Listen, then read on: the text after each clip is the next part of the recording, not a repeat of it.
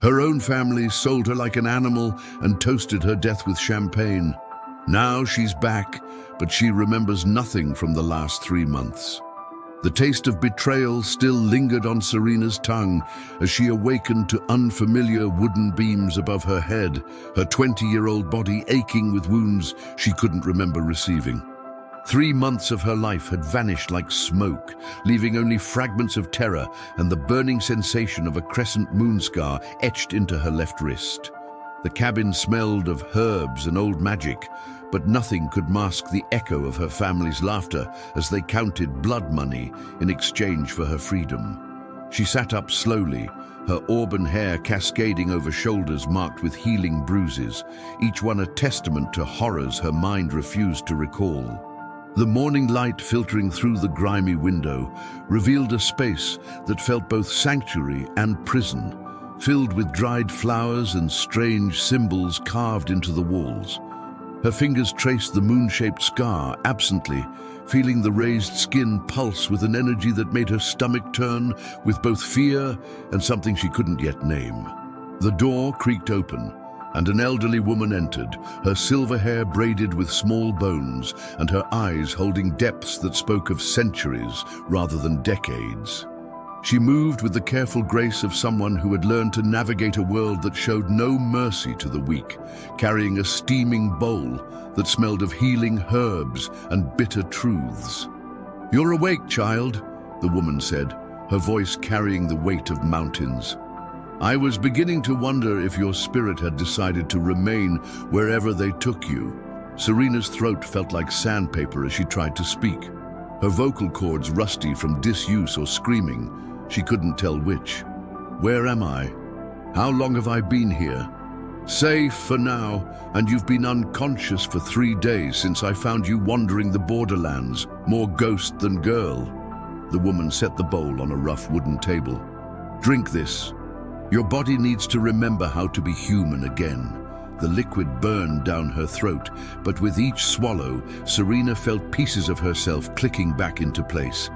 Not memories, those remained frustratingly elusive, but something deeper.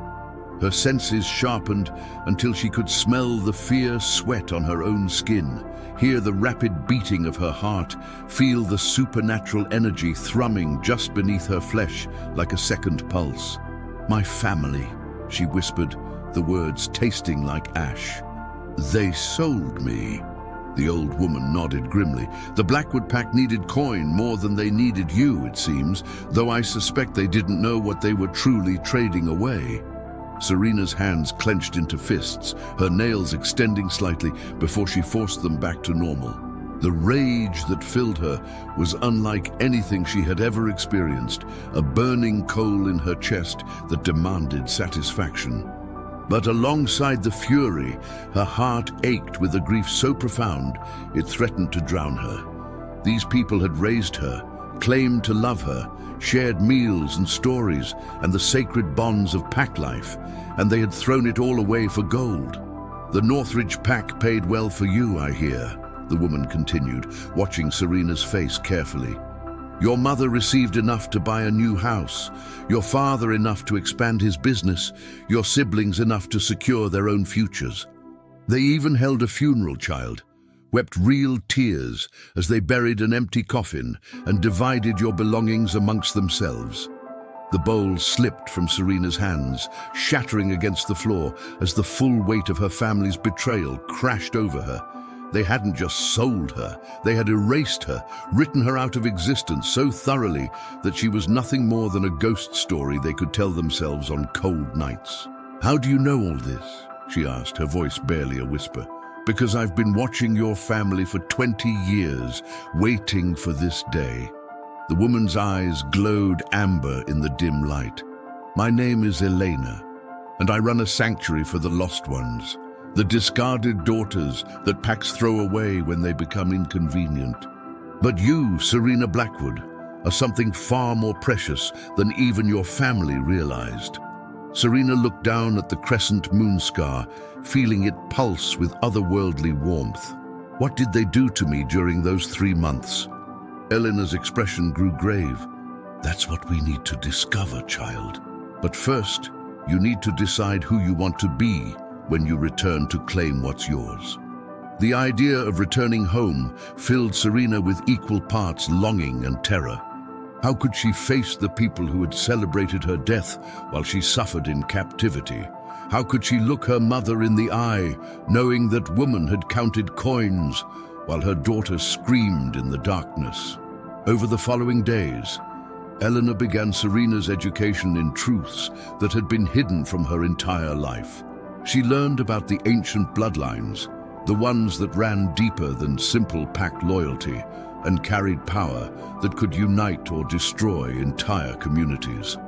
She discovered that her unusual intuition, the way she had always known when danger approached or when someone needed comfort, wasn't just keen instincts, but supernatural sensitivity passed down through generations of women who had been feared as much as they were revered.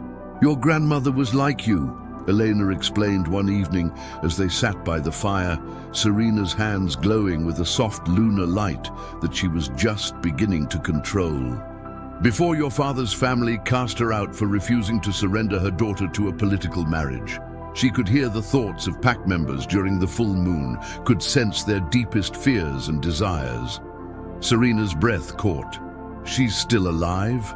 "She is," Elena said simply. "And she's been waiting a very long time to meet you." The revelation that she wasn't as alone as she'd believed sent hope blooming in Serena's chest. But it was tempered by the growing awareness of what she had become during her lost months. Each day brought new discoveries about her changing nature. She could sense the emotions of small woodland creatures, could make plants grow with a touch, could see auras around people that revealed their true intentions. But with the gifts came nightmares, fragments of memory that showed her strapped to stone altars while hooded figures chanted in languages that predated civilization. She remembered pain that went beyond physical torture, the sensation of her very essence being reshaped and amplified through rituals that should have killed her.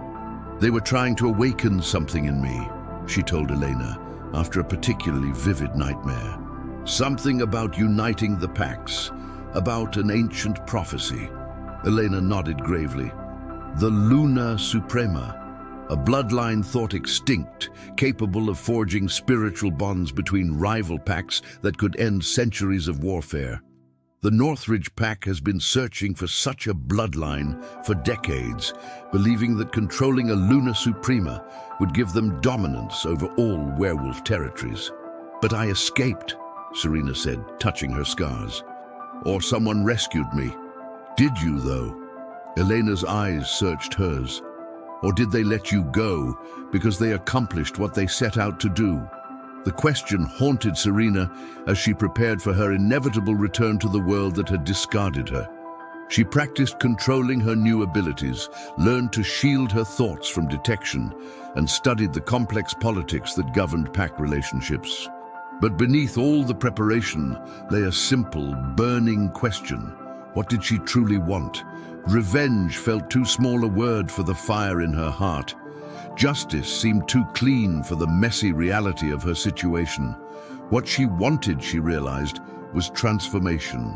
Not just of herself, but of the entire system that allowed families to sell their children and packs to exploit the vulnerable. 3 weeks after awakening in Elena's cabin, Serena stood at the edge of the forest that bordered her former home, her reflection in a stream, showing her how much she had changed. Her auburn hair now held threads of silver that caught moonlight even during the day. Her eyes, once a simple brown, now held flecks of gold that seemed to move with their own inner fire. The crescent moon scar had darkened to deep silver, and when she concentrated, she could feel power flowing through it like water through a riverbed. She could smell her family's scents on the evening breeze, could hear their voices carrying from the village beyond the tree line. Her enhanced senses painted a picture of their lives in her absence. Her mother's guilt-tinged perfume, her father's brandy-soaked satisfaction, her younger sister's tears of genuine grief, her older brother's excitement about expanded business prospects. The complexity of their emotions struck her like a physical blow. They weren't monsters who had sold her without a thought. They were flawed, desperate people who had made an unforgivable choice and were living with the consequences in their own ways. The realization made her anger more complicated, but no less fierce.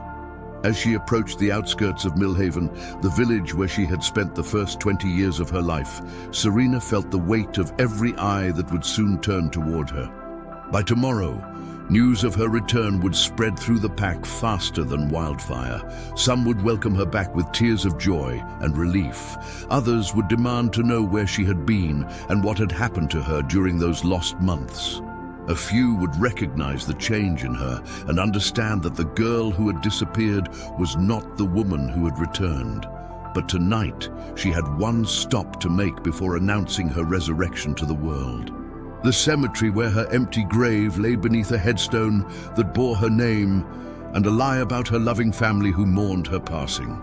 She wanted to see with her own eyes the monument to their betrayal, to let the full weight of their deception settle into her bones before she decided how to proceed.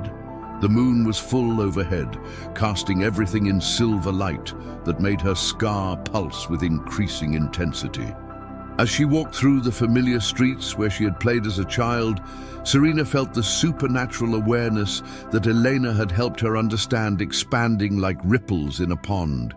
She could sense the dreams of sleeping villagers, the restless spirits of the long dead, the wild creatures that prowled the shadows between houses, and something else. A presence that made her newly awakened instincts scream warnings she couldn't yet interpret. Someone was watching her, following her, tracking her movements with the patience of a predator who had found interesting prey. She didn't turn around, didn't acknowledge the awareness that made her skin prickle with electricity. Instead, she continued toward the cemetery, her enhanced hearing cataloging every footstep that matched her own pace, every breath that whispered through the darkness behind her. Whatever was hunting her would have to wait. She had a grave to visit and a resurrection to plan. But what happened after that would depend on whether the presence stalking her through the midnight streets came as friend or foe, and what they truly knew about the girl who had died and the Luna who had taken her place. The cemetery gates stood open like a mouth waiting to swallow her whole, wrought iron twisted into shapes that looked more like claws than decorative flourishes in the moonlight. Serena's footsteps echoed against the cobblestones as she made her way between weathered headstones, each one marking lives that had ended with more dignity than her own had been allowed. The presence behind her maintained its distance, but she could feel its intensity like heat against her back, patient and predatory and strangely familiar. Her grave lay in the family section, a pristine marble headstone that must have cost more than most villagers earned in a year. The inscription made her stomach twist with bitter irony. Serena Blackwood, beloved daughter and sister taken too soon, forever in our hearts. Fresh flowers adorned the base, white lilies that her mother had always favored, their petals already browning at the edges. She knelt beside the empty plot, her fingers tracing the carved letters of her own name, while fury and heartbreak warred in her chest. They had made her death beautiful, sanitized it into a tragedy that reflected well on their grief rather than their guilt. No mention of the circumstances that had led to her disappearance, no acknowledgement of the choice they had made. Touching, isn't it? A deep voice rumbled from the shadows behind her. Though I have to admit, I've never seen anyone visit their own grave before. Serena rose slowly, her newly awakened senses cataloging everything about the stranger who had been tracking her. Male, powerfully built, carrying the scent of pine forests and something darker that made her wolf instincts both wary and strangely drawn. When she turned, the moonlight revealed a man who looked to be in his early 30s, with coal-black hair and eyes the color of storm clouds. His clothes were well made but practical, the kind worn by someone who expected to fight at a moment's notice. "You've been following me since I entered the village," she said, surprised by how steady her voice sounded. "Are you here to drag me back to whatever cage they kept me in?" His laugh held no humor. "If I wanted you captured, little wolf, you'd already be in chains." I'm here because rumors of a dead girl walking tend to attract attention, and not all of it friendly. And what kind of attention do you represent? Serena asked, her hand unconsciously moving to cover the crescent moon scar on her wrist.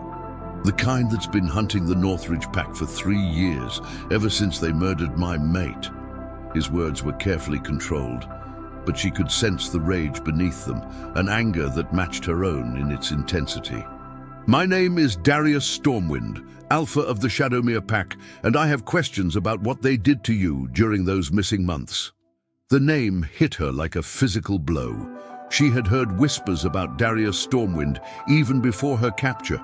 Stories of an Alpha who had sworn vengeance against anyone connected to his mate's death and had been systematically dismantling the criminal networks that preyed on vulnerable werewolves. He was powerful, ruthless, and completely unforgiving when it came to those who hurt innocents. I don't remember much, she admitted, studying his face for any sign of deception. 3 months are just fragments and nightmares. That's convenient, he said, but his tone suggested he believed her. Memory alteration is one of their favorite techniques, makes their victims unreliable witnesses. Serena felt a chill that had nothing to do with the night air. You think they let me go on purpose? I think you're either the luckiest escape in history or you're exactly where they want you to be. His eyes moved to her scar, and she saw recognition flicker across his features. That mark wasn't made by chains. She looked down at the silver crescent that seemed to pulse with its own inner light. What do you know about it? Enough to know that you're not the same girl who disappeared 3 months ago. He stepped closer, and she caught the full force of his scent, something that made her newly awakened wolf nature respond with interest she wasn't prepared for. The question is whether you're friend or foe. I'm someone who wants answers, Serena said, lifting her chin defiantly.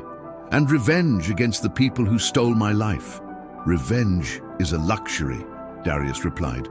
Justice is a necessity. If you truly want to make them pay, you'll need to be smart about it. He was right, and she hated him for it. The part of her that wanted to march into her family's house and confront them with her resurrection was the same part that had gotten her captured in the first place, too trusting and too naive to recognize threats until they were already wrapped around her throat. What do you propose? She asked. Come with me. Let me show you what the Northridge pack has been doing while you were their guest. His expression grew grim. Then decide if your family's betrayal is worth burning the whole world down for. Against every instinct that screamed warnings about trusting strange alphas in graveyards, Serena found herself nodding. There was something about Darius that resonated with the new power thrumming in her veins, a recognition that went deeper than conscious thought. They left the cemetery together, moving through the sleeping village like ghosts. Darius led her to a motorcycle hidden in the forest, its engine modified to run nearly silent. As they rode through winding mountain roads, Serena pressed against his back and felt the steady rhythm of his heartbeat, a counterpoint to her own racing pulse. The Shadowmere Pack territory lay 3 hours north, nestled in a valley that seemed to exist outside of time. The main lodge was built from local stone and timber, its architecture blending so seamlessly with the landscape that it seemed to have grown from the earth itself. But it was the people who emerged to greet their alpha's return that truly captured Serena's attention. These weren't the carefully groomed wolves she was used to from her own pack. These were survivors, refugees, the discarded and the forgotten who had found purpose under Darius's protection. She saw teenage girls with haunted eyes and older women bearing scars that spoke of terrible experiences. Men who moved with the careful control of those who had learned to channel their rage into productive action. Welcome to the sanctuary, Darius said, as he helped her off the motorcycle. Most of the people here have stories similar to yours. A young woman approached them, maybe 18 years old, with silver hair that caught the starlight and eyes that held wisdom far beyond her years. Her left arm ended at the wrist. but she moved with confidence that spoke of adaptation and strength. "This is Maya," Darius said. "She escaped from the same facility where they held you about 6 months ago." Serena's breath caught. "You were there?" Maya nodded grimly. "Underground complex, about 50 miles east of here. They call it the Awakening Project. They're trying to artificially create supernatural bloodlines, force evolution that should take centuries to occur naturally. The things they did to us," Maya continued, unconsciously rubbing her missing hand. "They weren't just torture, they were experimentation, trying to unlock genetic potential that's been dormant for generations." Serena's scar began to throb painfully. "What kind of experiments?" "Ritual scarification with enchanted silver, exposure to concentrated lunar energy, injection of genetic material from various supernatural bloodlines." Maya's voice grew clinical, as if discussing the horrors helped her process them. "They were particularly interested in anyone who showed signs of pact bonding abilities or empathic sensitivity." "Lunar potential," Darius added darkly. "They're trying to create artificial lunar supremas who can be controlled through psychological conditioning and magical compulsion."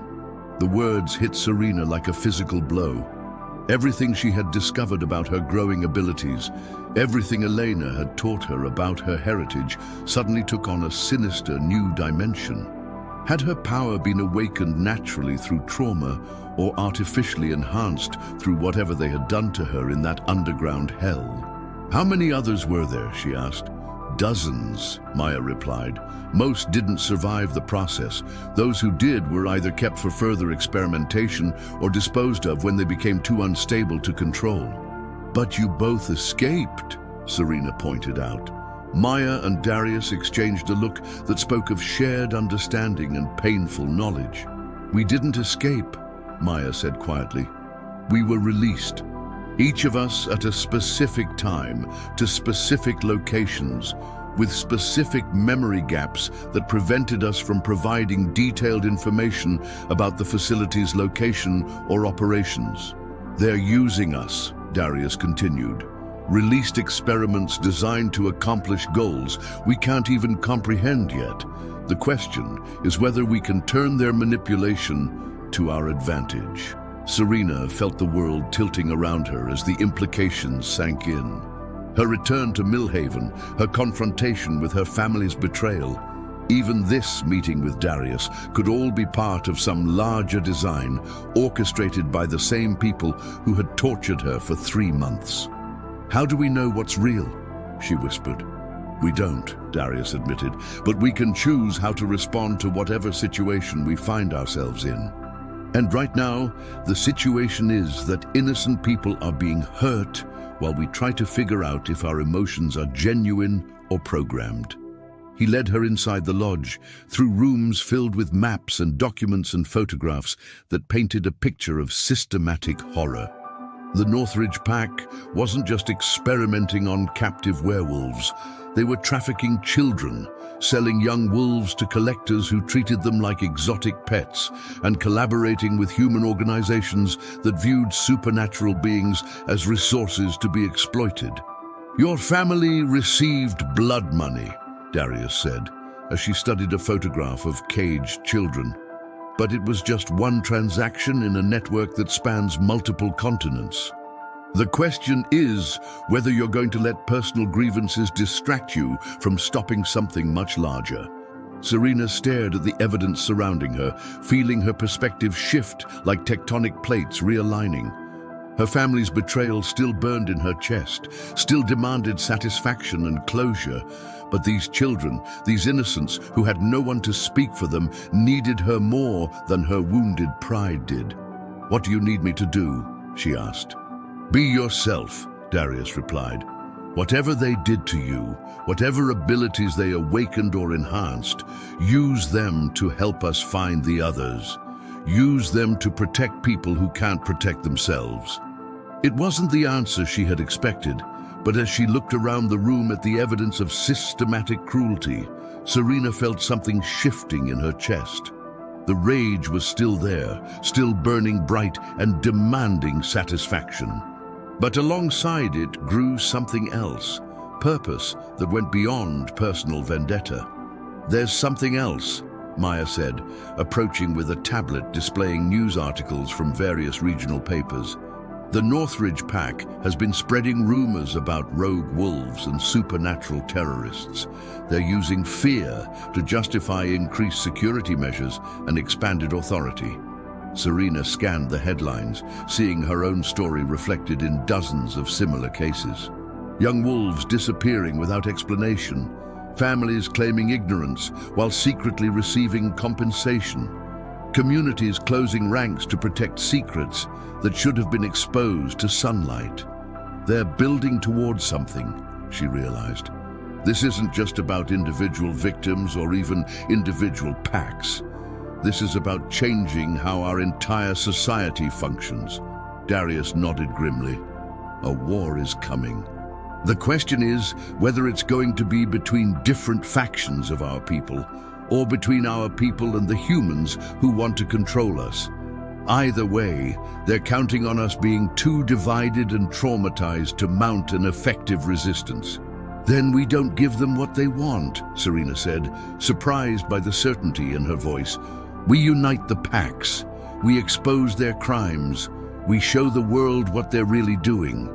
"Easier said than done," Maya pointed out.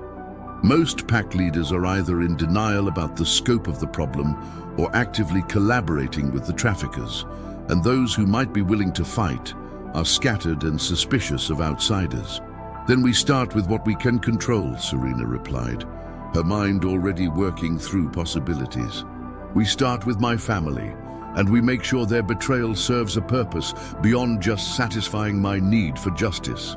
As dawn approached, Serena found herself standing on the lodge's balcony, watching the sun paint the valley in shades of gold and crimson. The night had changed her in ways she was still processing, shifting her understanding of her situation from personal tragedy to part of a much larger conflict. Darius joined her, his presence both comforting and unsettling in ways she couldn't quite analyze. The connection she felt to him went beyond simple attraction or alliance of convenience. Something about him called to the power awakening in her blood, like recognizing, like across the void of their shared trauma. "Your mate," she said quietly. "What happened to her?" His jaw clenched, but he answered, "Helena was investigating disappearances in her territory when she uncovered evidence of the trafficking network. They couldn't risk her exposing them, so they staged an accident, made it look like she was killed by rogues." "I'm sorry," Serena said, and meant it. "So am I," he replied, "but sorry doesn't bring her back, and it doesn't save the next victim. Action does." She nodded, understanding flooding through her. This wasn't just about revenge anymore. It wasn't even just about justice. It was about preventing others from experiencing the pain and betrayal that had defined both their lives. "When do we start?" she asked. Darius smiled, the expression transforming his harsh features into something that made her pulse quicken with emotions she wasn't ready to examine too closely. "We already have." 3 weeks later, Serena stood at the edge of Millhaven once again, but this time she wasn't alone. Maya waited in the shadows with a team of Shadowmere wolves, their mission clear: document everything that happened when the dead girl returned to confront her family. Darius remained hidden in the forest, close enough to intervene if needed, but far enough away that his presence wouldn't complicate the delicate psychological warfare they were about to wage. The plan was elegant in its simplicity. Serena would return home during the full moon festival, when the entire pack would be gathered for the traditional renewal of loyalty oaths. Her resurrection would be public, undeniable, and recorded by hidden cameras that would capture every reaction for later analysis. More importantly, the shock of seeing her alive would hopefully break through whatever mental conditioning her family had received, forcing them to reveal information about their contacts within the trafficking network. But as Serena walked through the decorated streets where lanterns cast dancing shadows and the air hummed with supernatural energy, she felt her carefully constructed emotional armor beginning to crack. These weren't just targets in a strategic operation. These were people who had sung her lullabies and bandaged her childhood scrapes and held her when nightmares made sleep impossible. The central square was packed with pack members, their faces painted with silver designs that glowed softly in the moonlight. Her mother stood on the ceremonial platform, looking older than Serena remembered, her hair now streaked with premature gray and her eyes holding a haunted quality that spoke of sleepless nights and guilty consciences. Serena's enhanced hearing picked up conversations from across the square, fragments of gossip and concern that painted a picture of a pack struggling with internal tensions. Several families had lost children over the past year, disappearances that were being blamed on rogue attacks and human interference. The fear was palpable, a taste of copper and anxiety that made her newly awakened empathic abilities ache with sympathetic pain. She waited until her mother began the traditional opening prayer, invoking the moon's blessing on their community and asking for protection for their children. The irony was so bitter, it made Serena's stomach turn, but she forced herself to remain calm as she stepped out of the crowd and into the circle of light surrounding the platform. The effect was instantaneous and devastating. Her mother's voice broke mid-sentence, the color draining from her face as if she had seen a ghost, which Serena supposed she had. The crowd's attention followed her mother's horrified gaze, and the silence that fell over the square was so complete that Serena could hear heartbeats racing and breath catching in dozens of throats. "Hello, Mother," Serena said, her voice carrying clearly in the supernatural stillness. "I've come home." What followed was chaos. Her younger sister, Lily, collapsed, sobbing with what sounded like relief and terror in equal measure. Her older brother, Marcus, pushed through the crowd toward her, his face cycling through disbelief, anger, and something that might have been shame. Her father remained frozen on the platform, his mouth opening and closing without sound like a fish drowning in air. But it was her mother's reaction that broke Serena's heart all over again. Instead of joy or relief or even fear, Catherine Blackwood's face showed only resignation, as if she had been expecting this moment and dreading it in equal measure. "We thought you were dead," Catherine whispered, her words carrying to every supernatural ear in the square. "I know," Serena replied. "I attended my own funeral, remember? Beautiful service.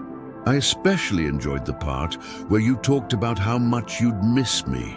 The crowd began to murmur, pack members exchanging glances that spoke of suspicions confirmed and loyalties questioned. The Blackwood family's guilt was written across their faces in letters large enough for everyone to read. Marcus reached the platform first, his businessman's composure cracking to reveal the brother who had once protected her from bullies and shared his desserts when she was sad. "Serena, where have you been? We looked everywhere. We hired investigators. We never stopped hoping." "Liar," she said simply, and watched him flinch as if she had struck him. "You held my funeral 2 weeks after I disappeared. You divided my belongings 3 weeks after that. You bought a new house with the money they paid you exactly 1 month after you handed me over to them." The accusations hung in the air like poison, and Serena could feel the pack's mood shifting from confusion to anger, not directed at her, but at the family who had clearly committed an unthinkable betrayal against one of their own. "It wasn't supposed to happen like this," her father finally found his voice. "They promised they just wanted to talk to you, to test something. They said you'd be back in a few days." "Who promised?" Serena demanded, stepping closer to the platform. "Who paid you to sell your daughter?" But before he could answer, the supernatural energy that had been building around her all evening suddenly spiked. The crescent moon scar on her wrist blazed with silver fire, and every werewolf in the square felt the power washing over them like a tide. It was beautiful and terrifying, the kind of raw lunar energy that legends were made of. "My God," someone whispered from the crowd. She's a Luna Suprema. The words rippled through the gathering like wildfire, and Serena saw recognition dawning on dozens of faces. This wasn't just about a family's betrayal anymore. This was about the awakening of a bloodline that could reshape their entire world. Catherine stepped forward, her hands extended in a gesture of supplication that was 20 years too late. Serena, please. We can explain everything. We can make this right. Can you? Serena asked, her power continuing to pulse around her in waves that made the air shimmer like heat mirages. Can you bring back the 3 months they stole from me? Can you undo the experiments they performed? Can you restore the trust you shattered when you chose gold over blood?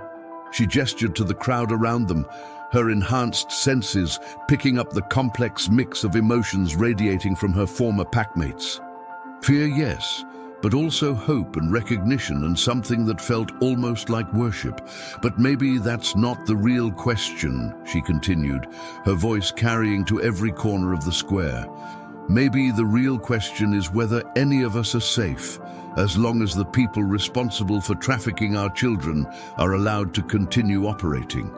A growl of agreement rose from the crowd, dozens of voices joining in a harmony that spoke of shared rage and determination. These people had been living with fear for months, watching their children disappear and being told there was nothing they could do about it.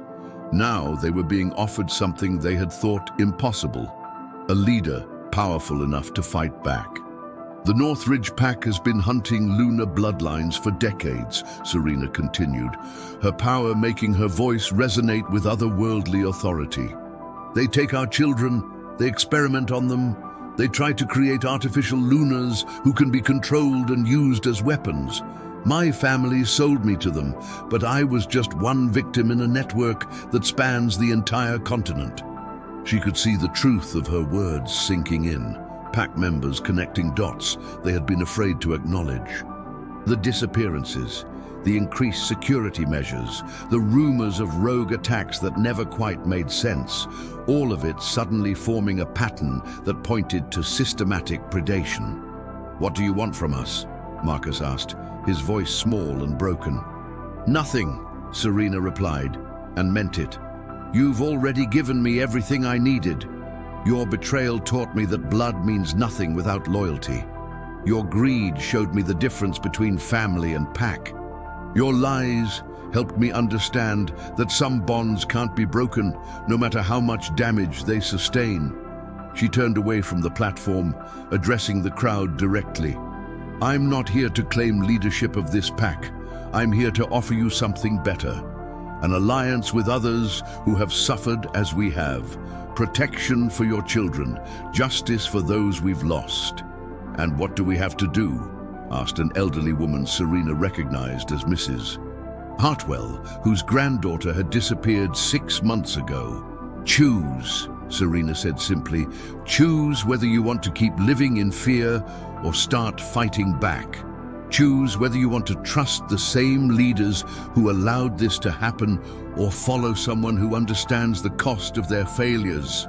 The silence stretched for long moments, pregnant with possibility and change. Then Mrs. Hartwell stepped forward, followed by her son and daughter-in-law. Other families began moving as well, creating a circle around Serena that excluded the Blackwood family entirely. "We choose you," Mrs. Hartwell said, and her words were echoed by dozens of voices. "We choose to fight." The power surge that followed nearly brought Serena to her knees.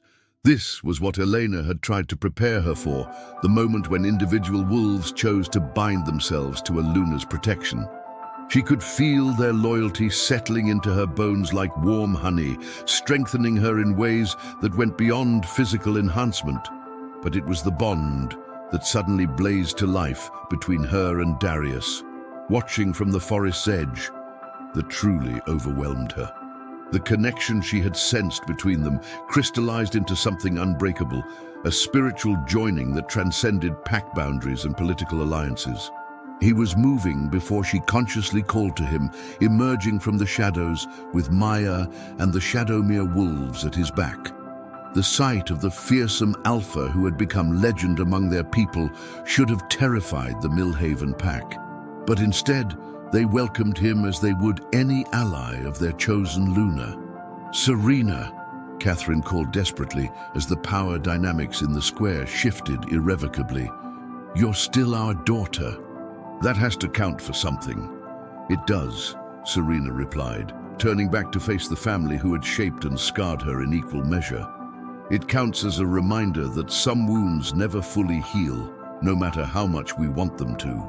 She gestured to Darius, who approached the platform with predatory grace. "But it also counts as motivation to make sure no other child suffers what I did. My family's betrayal ends here, tonight. The trafficking network they fed ends with us. And anyone who stands in the way of that goal will be treated as an enemy."